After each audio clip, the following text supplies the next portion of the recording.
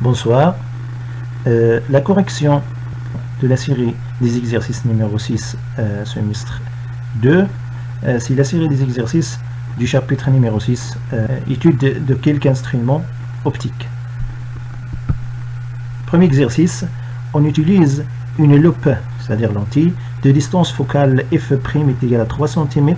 On place un objet à une distance OA est égale à 1,5 cm et la taille de cet objet est égale à 1 cm. Première question, calculer la divergence C, tracer l'image de l'objet AB, donner les caractéristiques de l'image A'B'. Donc, la première question, calculer la divergence C, comme d'habitude, on a comme donné f' est égal à 1,5 cm, c'est-à-dire 0,015 mètres. La relation qu'on peut appliquer ici, c'est la relation qui relie la divergence avec la distance focale. En appliquant cette relation, C est égal à 1 sur f'.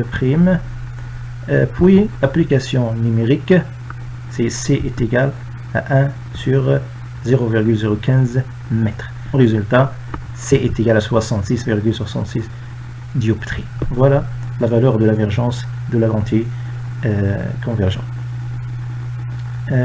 On passe à la deuxième question. Tracer l'image de l'objet AB. Voilà, on trace l'image maintenant. Deuxième question. L'image de l'objet AB et l'objet est situé à une distance OA. Voilà. Le rayon parallèle à l'axe optique principal passe par le foyer image. Celui qui passe par le centre par son déviation. Voilà. On prolonge les deux rayons lumineux.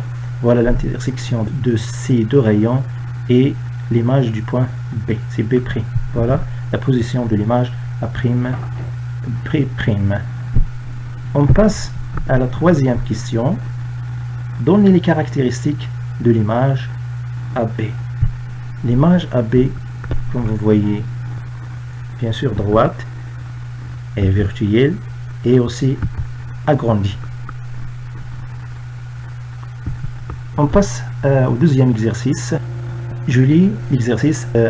Un enquêteur utilise une loupe qui n'est rien d'autre qu'une lentille convergente de centre O et de divergence C est égal à 5 dioptries.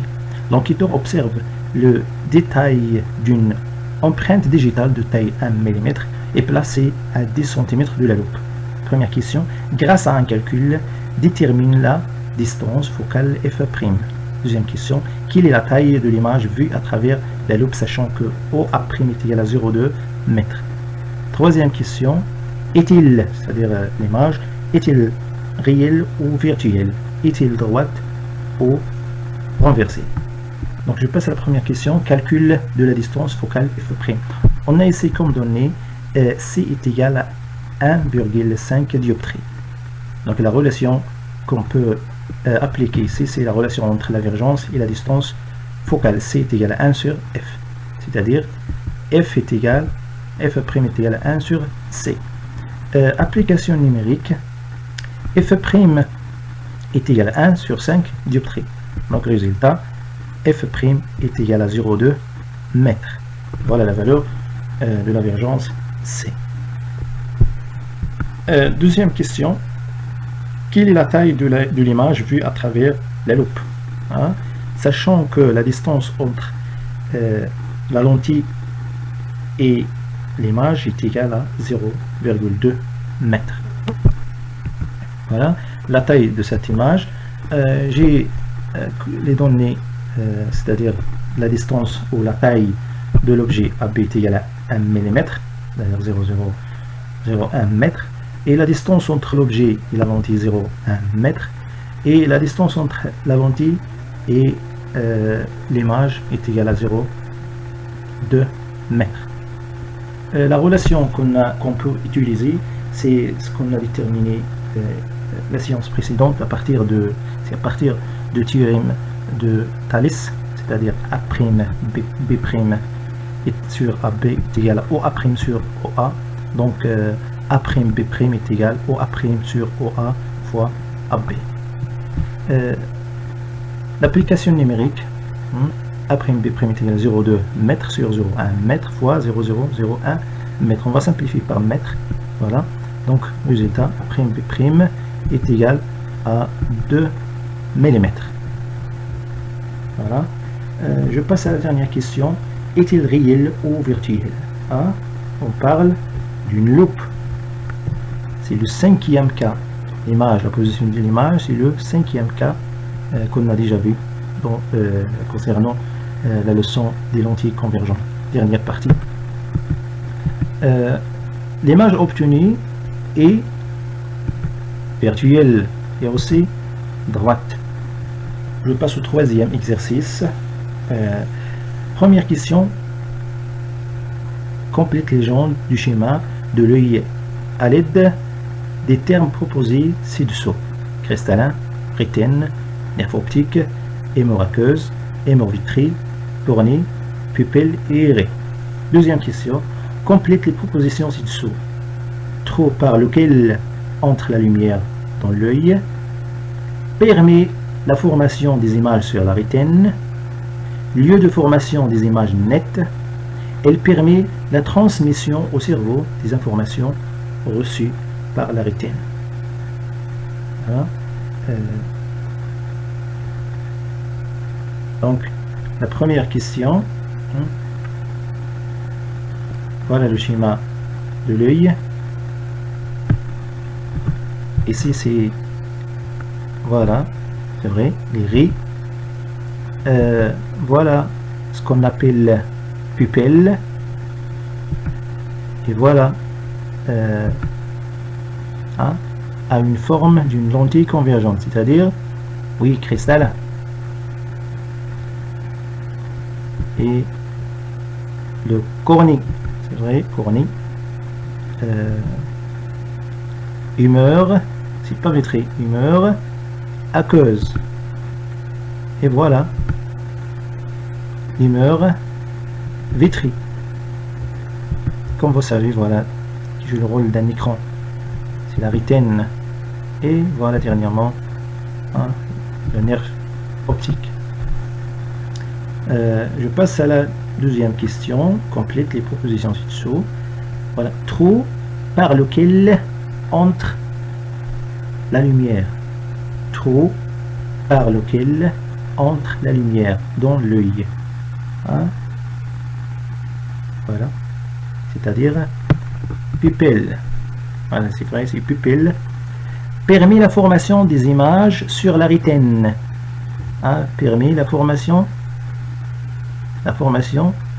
des images sur la rétine. C'est vrai, cristallin. Voilà, cristallin. Lieu de formation des images nettes. Ici. Lieu de formation des images nettes. Très bien. Rétine. Voilà. Il permet la transmission au cerveau des informations reçues par la rétine. C'est bon. Le nerf optique. Voilà, je passe au 4e exercice, dernier exercice. Le montage expérimental ci-contre modélise un œil regardant un objet. La position de l'objet est-elle que son image nette se forme sur l'écran? Première question. À quelle partie de l'œil l'écran correspond-il? Deuxième question. À quoi correspond de l'œil la distance D? Voilà la distance D. Lentille. Voilà la lentille. Voilà l'écran. Cette distance peut-il varier? Troisième question. Qu'observe-t-on si on approche l'objet de la lentille? Quatrièmement, comment faut-il procéder pour que l'image soit à nouveau nette? Dernière question. Que fait l'œil pour que l'image reste nette lorsqu'on déplace l'objet? Comment appelle-t-on ce phénomène? Bon. Voilà, je passe à la réponse. Première question. L'écran correspond à la rétine. Voilà la réponse de la première question. À quelle partie de l'œil l'écran correspond-il? Voilà, c'est la rétine. Deuxième question, c'est à quoi correspond dans l'œil la distance D lentille-écran. Donc la distance D correspond à la distance entre la lentille, c'est-à-dire le cristallin, et la rétine, c'est-à-dire l'écran. C'est bon? La distance D correspond à la distance entre le cristal, c'est-à-dire la lentille, et la rétine, c'est-à-dire l'écran. Il ne peut pas varier. Regardez ici, la distance entre la lentille et l'écran. Troisième question. Qu'observe-t-on si on approche l'objet de la lentille, si on approche cet objet à cette lentille? Donc l'image ne se forme plus nettement sur l'écran. Et voilà la réponse, l'image ne se forme plus nette sur l'écran. Quatrièmement, comment faut-il procéder pour que l'image soit à nouveau nette? Pour que l'image soit à nouveau nette, il faut quoi? Bien sûr, il faut remplacer la lentille par une autre plus convergente. Voilà. Pour que l'image soit à nouveau, il faut remplacer la lentille par une autre plus convergente. Dernière question. Que fait l'œil pour que l'image reste nette lorsqu'on déplace l'objet? Comment appelle-t-on ce phénomène? On a déjà dit que la lentille, ou le cristallin, change sa distance focale automatiquement. C'est pour ça toujours l'image reste nette sur la rétine. Voilà la réponse. Le cristallin se déforme pour que l'image soit toujours nette sur la rétine. Le phénomène est l'œil accommode. Voilà, c'est la fin de cette séance. Merci et à la prochaine fois.